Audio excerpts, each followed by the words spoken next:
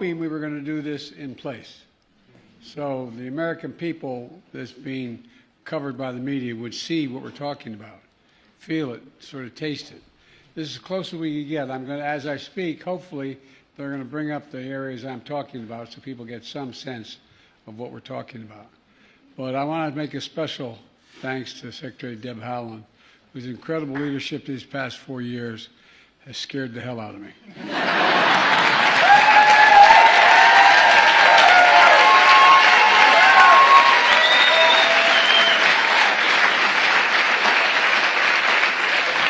I've been doing this job a long time, not as president, but in public life.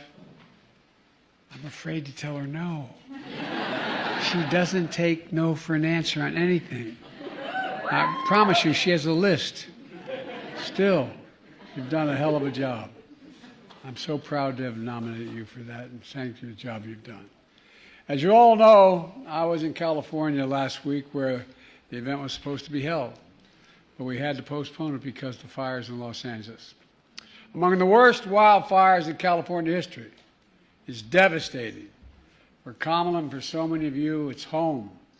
She and I and our entire administration have been working closely with Governor Newsom, Senator Padilla, Senator Schiff, the entire congressional delegation to make sure California has every possible resource to fight these fires and help the survivors.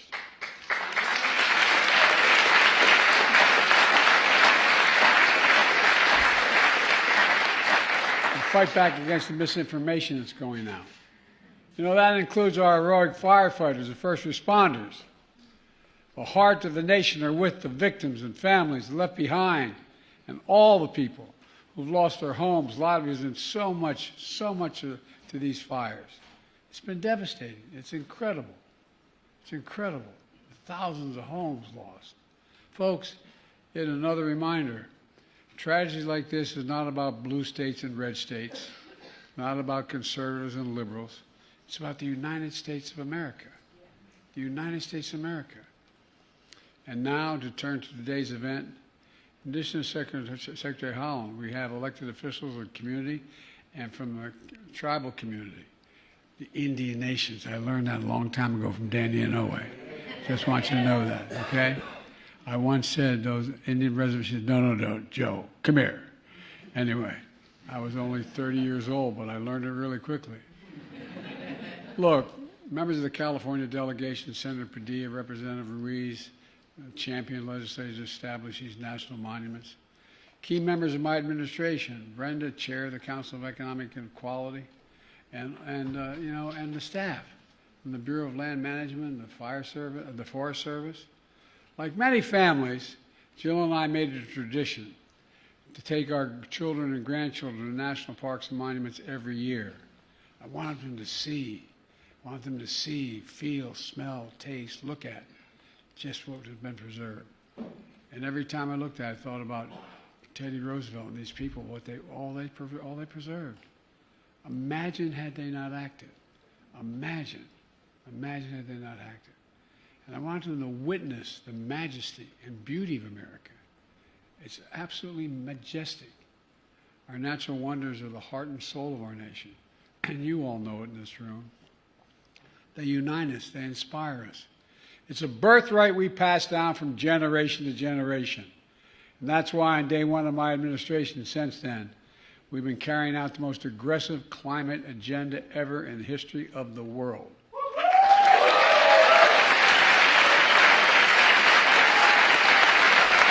I mean it. And make no mistake, I was able to do it because of you. I know I mean it. But I'm not kidding you. Because of you, including historic steps to conserve our natural resources for the ages.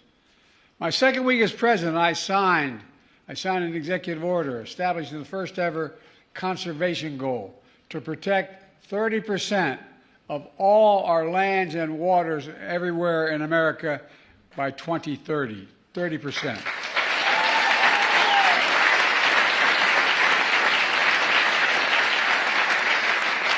Call this national campaign America the Beautiful. That's what it's called, America the Beautiful. And over the last 4 years, we've delivered with your help, putting America on track to meet that bold goal. Restoring and creating new national monuments, conserving hundreds of millions of acres of lands and waters all across the America. From New England to Minnesota, Texas to Colorado, Arizona to Alaska. I've also created the first national marine sanctuary in the United States, proposed by indigenous communities, and I thank you for your push. I thank you for your push.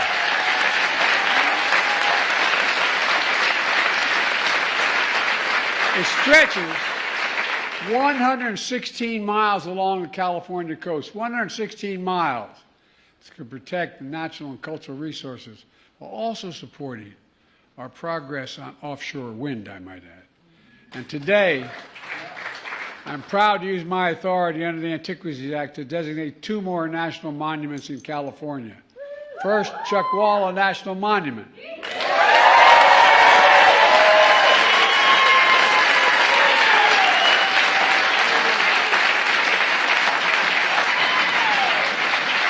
The Southern California Desert. This monument will protect more than 624,000 acres of wildlife habitat and sacred ancestral lands.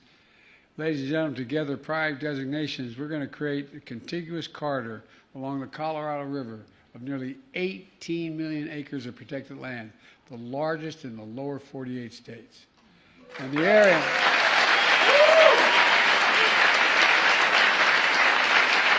Those at home who may be listening, that's bigger than the entire state of West Virginia. And it's called the Moab Mojave Conservation Corridor. Look, today's action will also protect and preserve mountain ranges and rugged canyons, desert floors and deep valleys, sandy slopes, stunning peaks.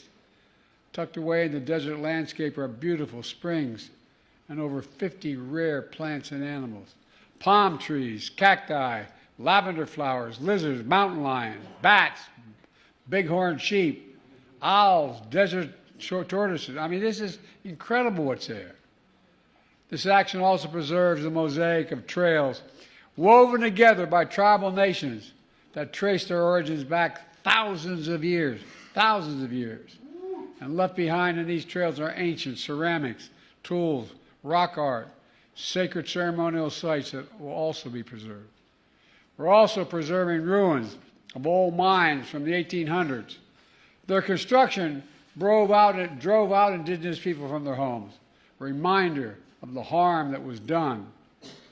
There are remnants of the U.S. Army camp, trained units of desert combat shortly after we entered World War II. For generations, this place of wonder has attracted outdoor enthusiasts, from hikers, horseback riders exploring these vast lands, as well as scientists and geologists who are studying how the earth evolves. Many veterans also returned here to heal their wounds, mental and physical, and invisible wounds as well, seeking solace and serenity in ways that only nature can provide. And you all know that. Only nature can provide some of this, nothing else. And next door to this monument, solar energy is being built, which proves what I've often said: we don't have to choose between the environment and the economy, or between conservation and clean energy. We can do both at the same time.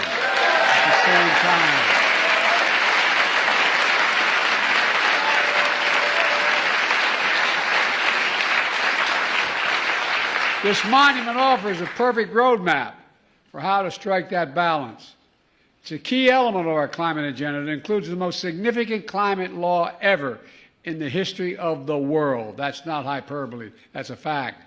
The law that's positioned us to cut carbon emissions in half by 2030. That's generated $300 billion so far in new private sector clean energy investment. $300 billion. And that's creating hundreds of thousands of jobs and unleashing manufacturing boom all across America. You know, and this matters a great deal. Second, the second national monument I'm designating today is this is important. I mispronounced it the first time. Swatila Highlands in Northern California.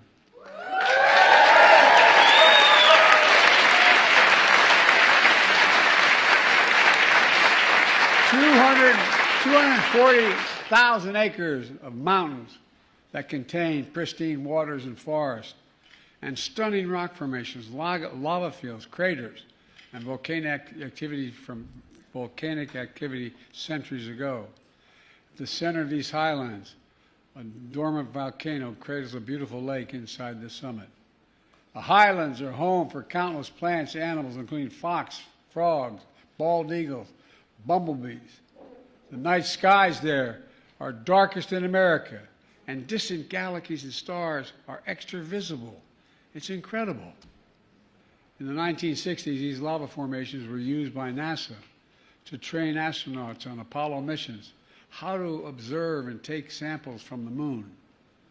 And ever since, this landscape support California's outdoor recreation economy, from biking, hunting, fishing, canoeing, and so much more.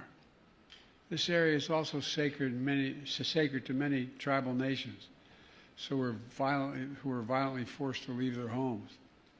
You know,